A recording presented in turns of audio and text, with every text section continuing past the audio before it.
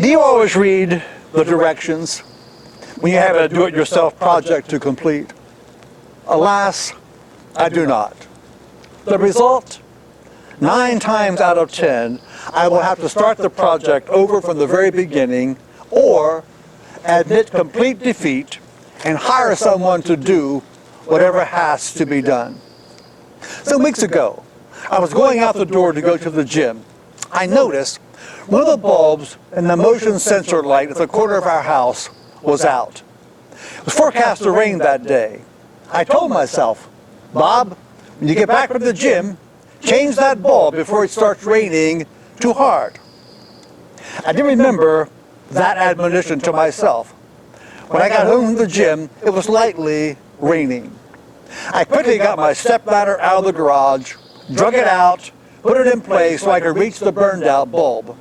I remembered I had bought some LED bulbs a few years ago and decided I would use one of those. After rooting around the garage, I finally found those LED bulbs. I stuck one in the pocket of my hooded sweatshirt, climbed the ladder, and changed the bulbs. Success! The new bulb worked very bright. I wrestled the stepladder back into the garage, put the garage door down, and went into the house. Then, I decided I should look at the package from which the LED bulb had come. Guess what I discovered? Yep, you're right. The LED bulb was not designed to be used outdoors. It was only to be used inside. I read the second line on the package. Not to be used in extreme weather conditions. Rats. The LED bulb was only to be used inside. Grumbling and mumbling, I found a regular outdoor spotlight bulb, dragged the ladder out of the garage, set up the ladder again. With a cracked bulb in my pocket, I reclimbed that ladder. By this time, it's raining harder, naturally. Anyhow, I took out the LED bulb, tried to put in the outdoor spotlight bulb.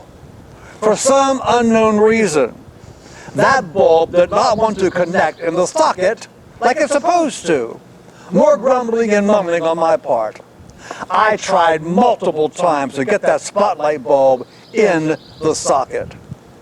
I don't know how many attempts I made, but finally, that bulb did go in the socket correctly, and the light was on. Back down the ladder, dragged the ladder back in the garage, closed the garage door, went back in the house. By this time, my hooded sweatshirt is pretty wet.